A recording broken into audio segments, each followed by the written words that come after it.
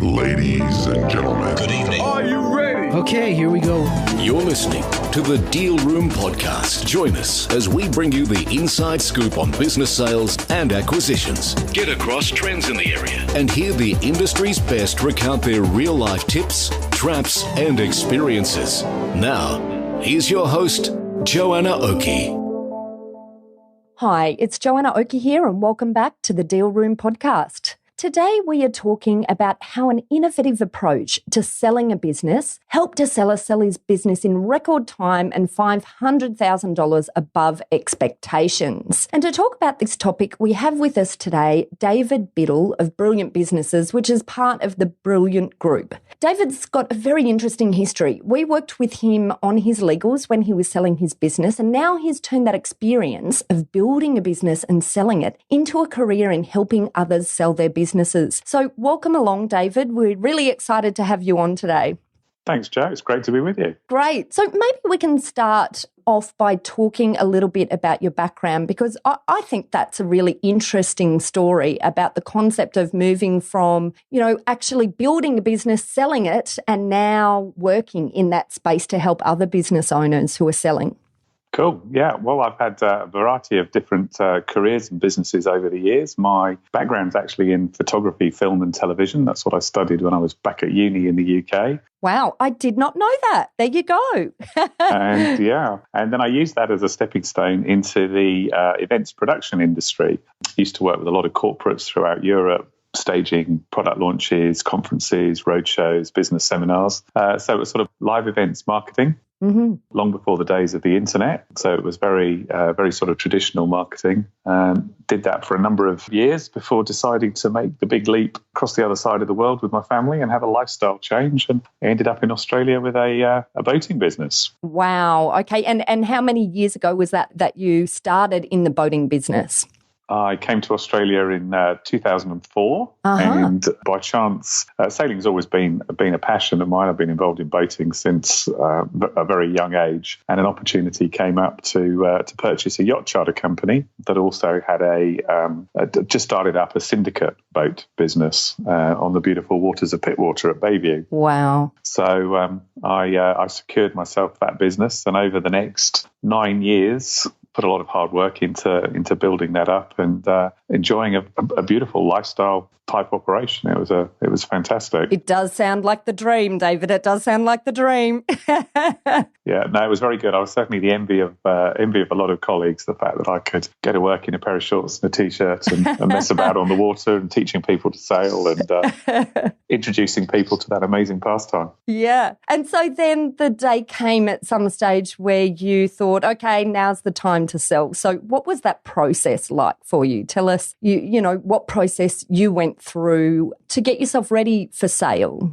Yeah, so I'd run that business for 9 years. I'd grown it to where I felt I'd sort of reached the potential of what I wanted to do. It was very well prepared for sale. It was in great shape. A lot of good foundation work had been done to establish two separate parts of the business. As I say, there was a yacht charter company and a syndicate boat ownership part, both of which had very good websites and booking systems. The websites punched way above their weight in terms of Google rankings. I was a very early adopter of digital marketing, and I'd used that to not only build the business, but also build the value in the business. So come 2015, I decided it was time to sell.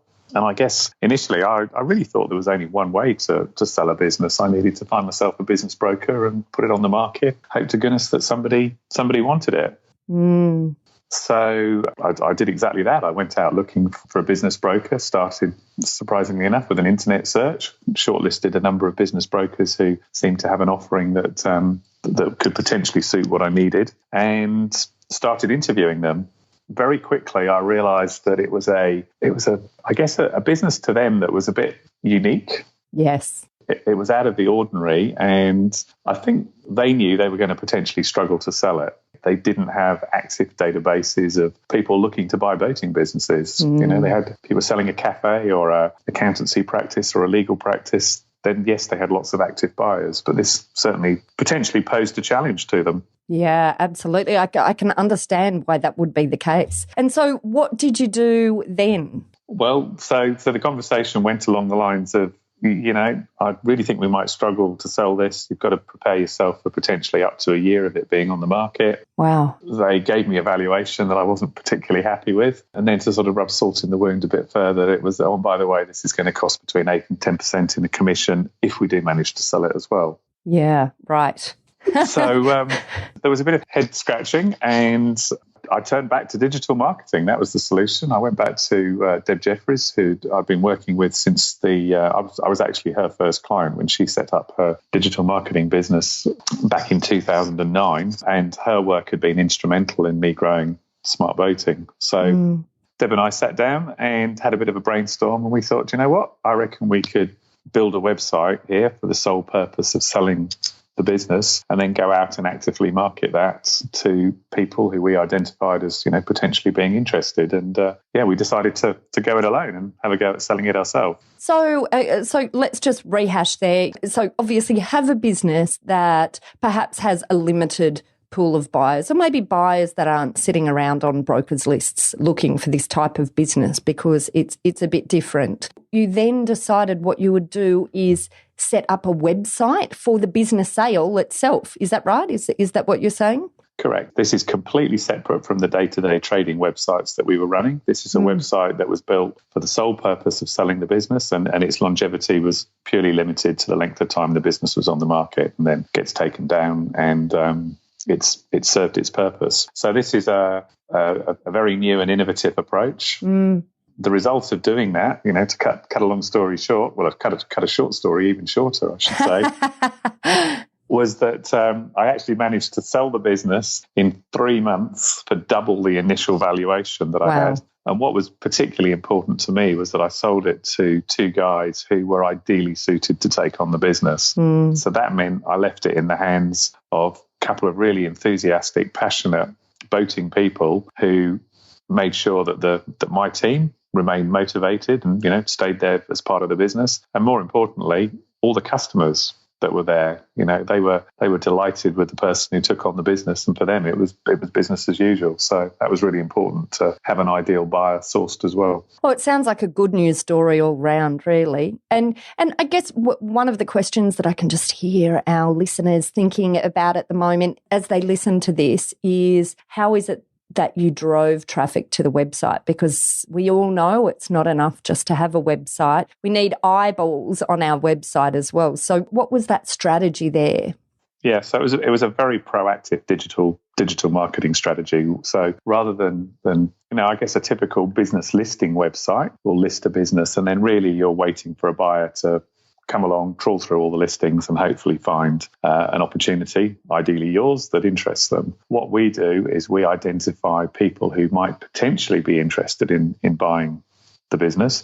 So using my boating business as an example, we'd think, okay, people are members of yacht clubs, people who own a boat, people who follow certain brands, people who maybe follow Hamilton Island Race Week or the Sydney to Hobart Yacht Race, potentially live in a certain geographical area of Bayview where the business was operated from, probably have a certain income. We brainstorm a whole heap of parameters that give us an ideal target market. And then we have a series of teaser ads that pop up in Facebook feeds and the Google browsing data for those potential target buyers. Mm-hmm. And what you were doing there is something that accords with many discussions I've had recently, which is that important element of really getting into the head of who your buyers might be, so you can see your business from their perspective as well, I guess. Yeah, it's really, like you say, it's knowing who your buyers are. It's knowing, it really comes down to marketing. It's presenting the right opportunity to the right people at the right time and on the right platform. And I think traditionally that's where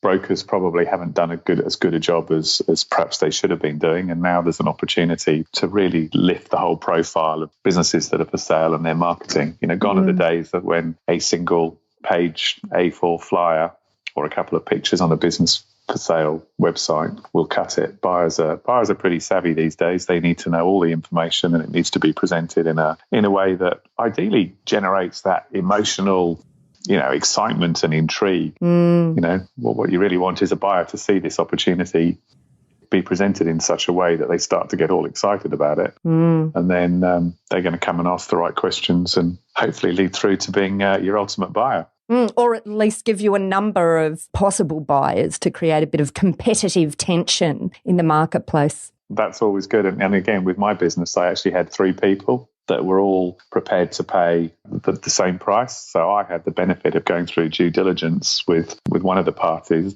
with the knowledge that should they fall through for any reason, there was another 2 parties waiting in the wings. So yeah.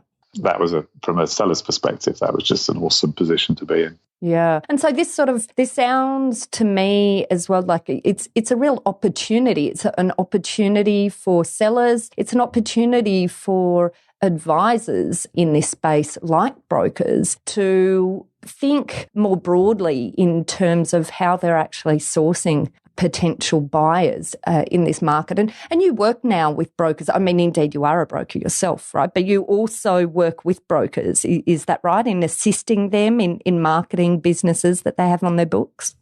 Correct. So to continue my own story, having sold the boating business, I then went into partnership with Deb at the Brilliant Group, and we actually set up alongside our core business, which is digital marketing and lead generation for predominantly professional service firms. We set up Brilliant Businesses as a sister business to really do 2 things. One, to appeal directly to sellers who've built established businesses and now want to realize their full potential when they come to sell them.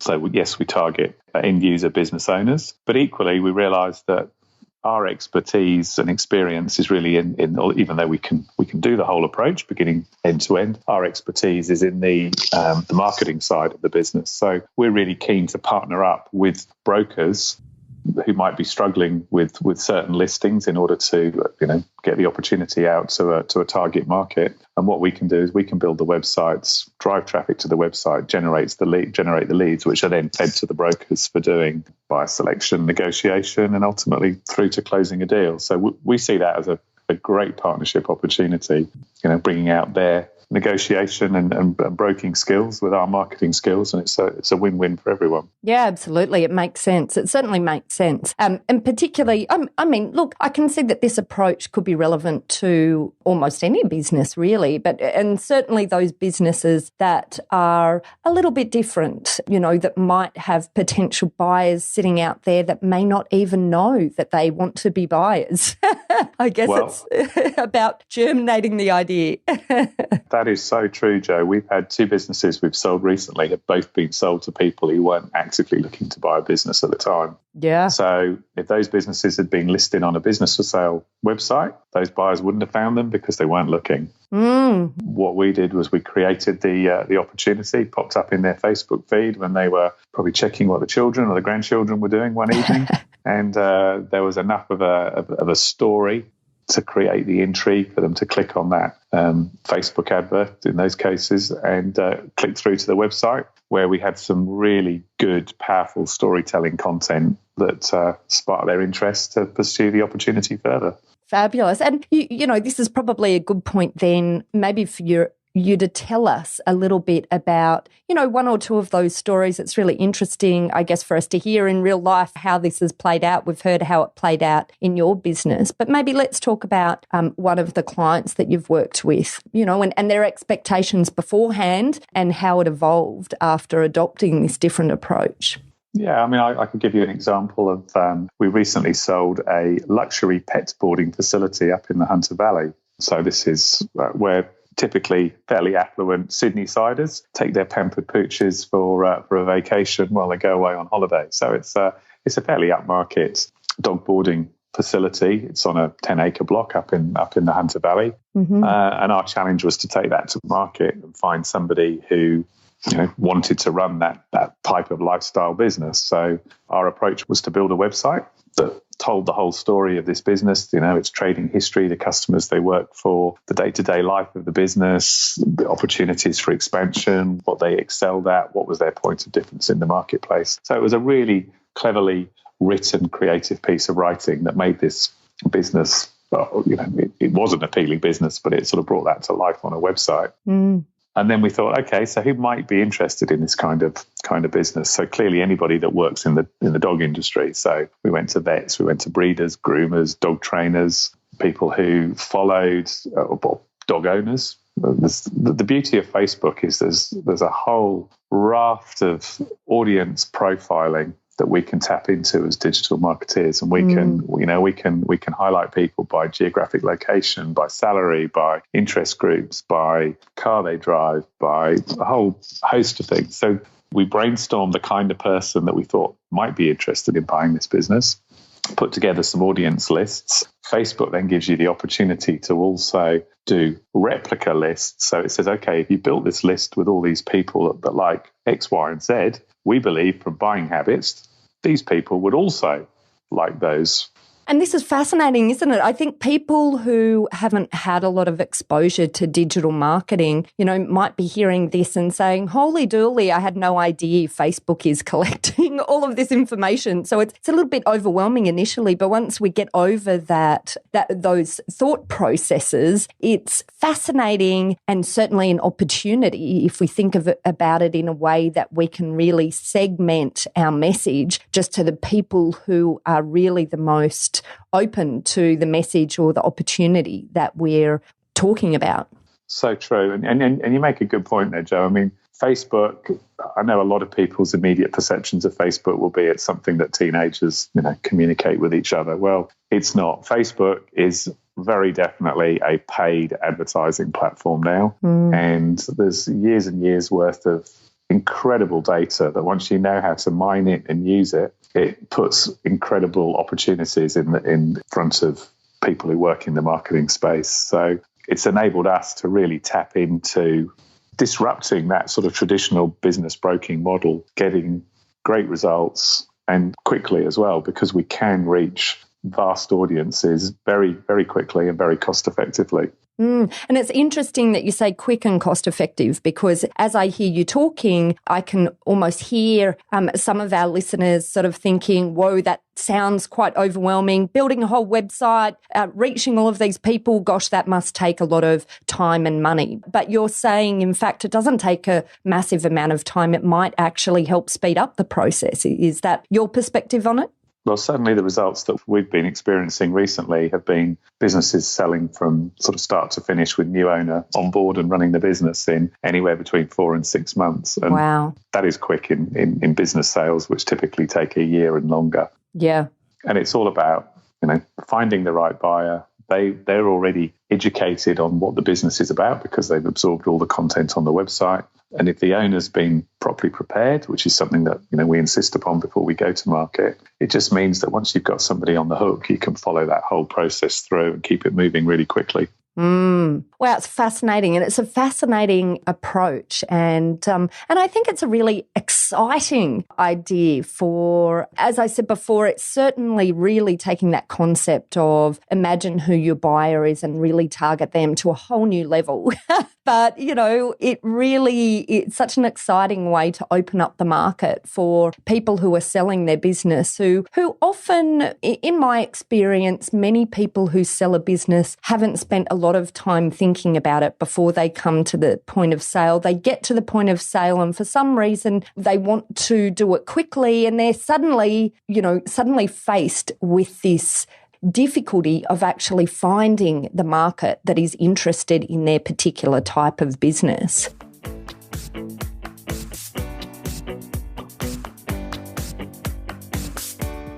Coming up after the break, we continue our conversation with David Biddle of Brilliant Businesses. David will be providing some helpful tips for business owners who are looking to sell their business in the future. We also talk about the opportunities for brokers as well as sellers in terms of getting on top of digital opportunities in the sale of a business.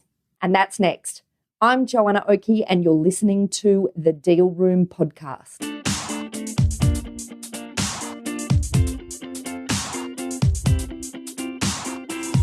Aspect Legal has a number of great services that help businesses prepare for a sale or acquisition, to help them prepare in advance and to get transaction ready.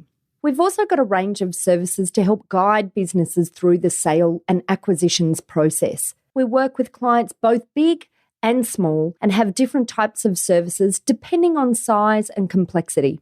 We provide a free consultation to discuss your proposed sale or acquisition. So see our show notes on how to book a time to speak with us, or head over to our website at aspectlegal.com.au.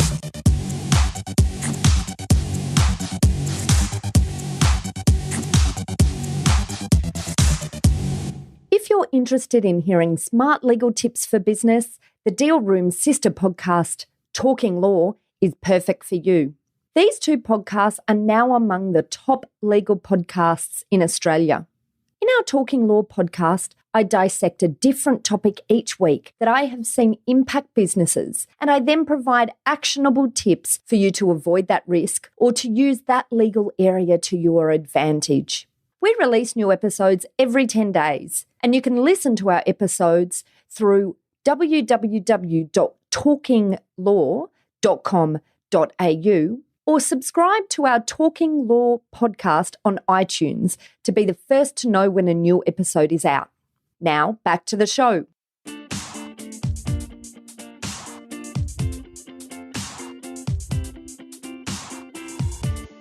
Welcome back. Earlier, we talked about David's personal experience of building and selling his business and how digital marketing helped him sell his business in record time for double the valuation that he was originally given. Let's keep the conversation going and discuss tips for our sellers out there, and more importantly, for our business brokers who are struggling to find buyers for their clients.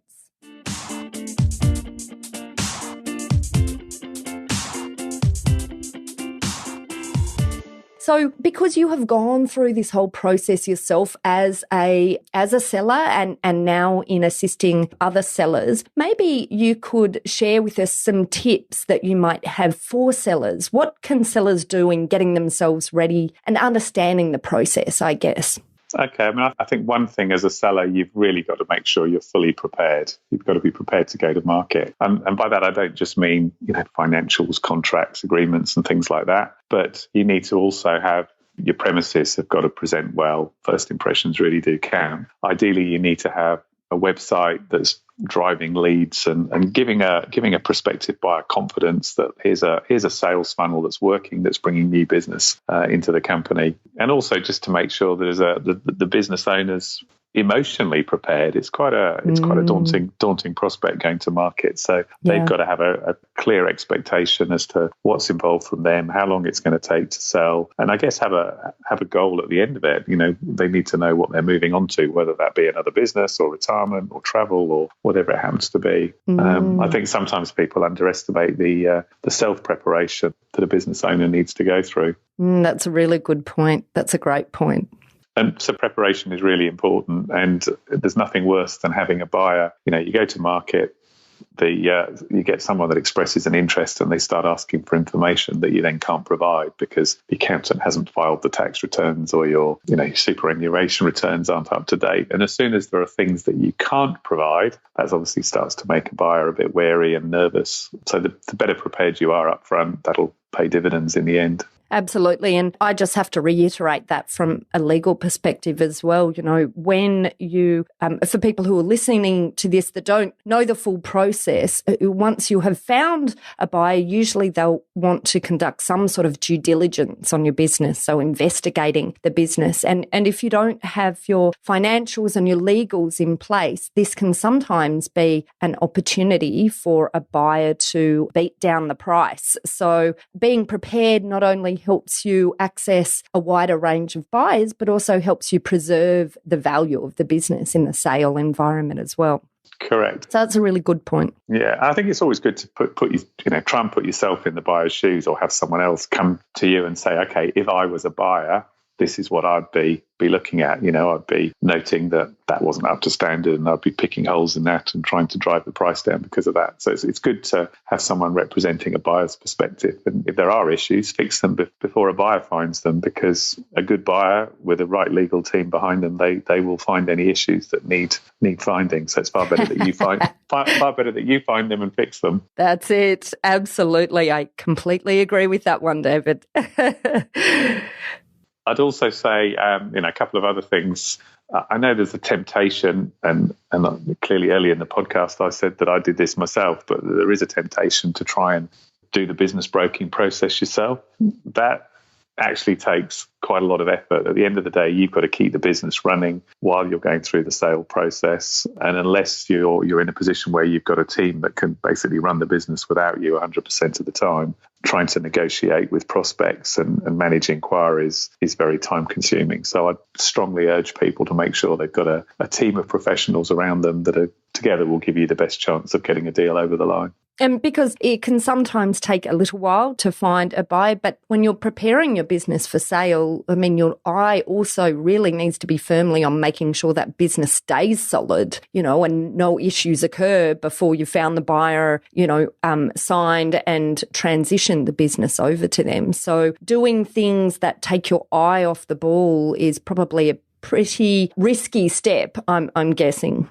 Yeah, and I think also the team who are probably a little sort of uncertain of what the future holds for them. Your team by your team, your staff. I mean, they want to see that you're still running the business at 100% and making sure that they're supported and their jobs are safe and everything else. So great. I think it's best that you focus on that and let a team that you've pulled together focus on finding the buyer for you. Great. Okay. All right. Wonderful. So our tips for sellers really, I guess just to rehash that, is to be prepared both from the business perspective and from your own emotional perspective, to understand the process and be educated, to put yourself in the buyer's shoes. And I think that that's something that you've really honed in on well today, David, about your approach of, understanding the buyer and targeting that buyer. So first, you really need to put yourself in their shoes to understand what it is that they want out of purchasing your business and to get the right team in place. And what about for brokers? David, do you have any suggestions or tips for brokers who are dealing perhaps with businesses that they're finding a little bit harder to move or to find a good competitive pool of buyers for? Yeah, I think at the end of the day, and I'm obviously speaking from a marketing point of view here, it all comes down to marketing and storytelling. Everybody looks online for pretty much everything these days. So that's where your potential purchasers are going to be. So you've got to think really carefully about how you're going to best present the business that you're taking to market to the right audience using online channels. And I've always felt there's been a bit of an injustice for business owners who've worked really hard to build up a business. And unless they market it to reach its full potential when they come to sell, they're really sort of cutting themselves a bit short. So I think it's really important that brokers and the broking industry as a whole raise the level of business sale marketing and really ensure that we're doing these businesses justice and we're getting the right outcomes for the sellers when they're going to market. Yeah, absolutely. Absolutely. And any other tips you have there? Well, as I've sort of highlighted, I think, again, these days you have to be very proactive. The days of waiting for a buyer to find your listing are no longer going to cut it. You really need to go out there and make opportunities appear in front of the right people. It does need to be a very proactive approach. And I think increasingly sellers need a trusted professional by their side to kind of hold their hand through this whole process. Yeah. The more you can offer them to make it a hassle-free and easy experience so they can focus on continuing to run their business successfully, and you can guide them through that process, offer advice, bring the right professionals in that they need to help. Any form of an end-to-end approach that makes their life easy is always going to be well received. Yeah, so for them, I guess it's about the brokers having the right team beside them as well that they can use to support their clients. Yeah, that's important. And again, it comes back to the preparation. Buyers want easy access to the information. So you need to get those professionals engaged early so that all that preparation work is done. The information's readily available. And when you do get a buyer on the hook, it makes your job as a broker easier if you know there's one place you can direct everyone to where all the information is stored in a central location. It just helps keep a deal on track. Yeah, absolutely. Okay, great. And any other last tips there, David? I'd say, it's a great industry to be working in at the moment. Go out there and have some fun. There's some amazing businesses out there. We've got a whole heap of baby boomers fast heading to retirement, thinking about selling businesses over the next 2 to 5 years. There's a lot of businesses that probably traditionally might have been passed down to family members. That seems to be dying out now. A lot of sort of entrepreneurial youngsters would prefer to start their own businesses rather than take over from mum and dad. So there are a lot of businesses coming to the market. And as a seller, if you want to make your business stand out, you've got to be very professional about the way you go about selling it. So, and I think, it's an interesting comment for brokers and other advisors as well in this space. I think we're in a changing environment in this sales and acquisition space at the moment, and will change as everything is changing at the moment. This is yet another industry where there's a lot of change on the horizon. And as you say, I think we'll see a lot of businesses coming on the market in the next sort of 5 to 10 years. And so I guess it's about brokers and others, advisors, really thinking through what this means for them and how they can differentiate themselves as well in this marketplace. And so I guess just rehashing there, the things that we spoke about for brokers is you talked, David, about being proactive in finding buyers. So it's a really good point because it's not necessarily just about whacking up a business on an internet listing. It's about thinking about how you can proactively find the right buyers for your sellers. Thinking about online channels as another opportunity. Once again, not just whacking it up on a list, but thinking how else can we more innovatively use our online channels to find buyers for these businesses. And then crucially, having the right team of professionals around you that help you do your job better, help you find more buyers, help you go through the transaction process with specialists who understand the area that they're working in. Many times I've heard comments about people who have brokers who've in the past seen lawyers or accountants or other people, advisors working in the sale environment that haven't had much exposure to it and, creating issues with the sale process along the way. So I think it's really about having that right team of professionals around you. And I'd also add, it's never too early to start thinking about selling your business. I mean, ideally, if you could start putting these plans in place 2 years out before going to market, the end result will be so much better. You'll have a business that's firing on all levels. You'll have everything in place, fully prepared, and it'll just make the actual process of going to market easier, as opposed to sort of waking up one day and thinking, I'm going to put my business on the market next week, which, you laugh, but some people have to make that decision. Ill health or certain things mean sometimes they just don't have an opportunity to choose when they go to market. It's forced for them. So the more likely they are to be prepared, the better. And I think it's about preparing when you have the energy for it as well, because as we touched on before, there is an element of emotion in the sale of a business. And sometimes when business owners get the idea of selling, they're getting that idea because they're exhausted. They're at the end, and the idea of spending a long time to prepare the business for sale just is too exhausting at that point, So good. Excellent. Thank you, David, Thank you, for Jo. your time. I think we've covered some really interesting topics here and maybe some topics that people in the industry haven't really thought a lot about, some innovative approaches that, David, you are using right now in Brilliant Businesses. And so if people want to find you, David, as you said, you work with both sellers and also brokers in helping them to get a good competitive market for the sellers that they have on their books. And so how can people find you, David? Best thing is to go to our website, which is brilliantbusinesses.com.au. And then on there are various methods of emailing, completing forms or booking calls. I'd welcome the opportunity to speak with anybody who'd like to partner up or sell their business. I think we've got something that's pretty innovative to offer and happy to share it. Absolutely. I think so too. And if you are listening to the podcast as you're driving along and don't have a pen to hand, don't worry. Just come back to our show notes afterwards and you'll find a link through to David at Brilliant Businesses there. So you don't need to worry. If you're at the gym or running at the moment, you'll still have the opportunity to find how to contact David. Well, thanks, David, for coming along today. It's been a real pleasure. Thank you, Joe. Yeah, thoroughly enjoyed it. And look forward to speaking with you again soon. Great. Just as a quick recap, in this episode today, we talked about ways for sellers to get in front of a larger pool of buyers.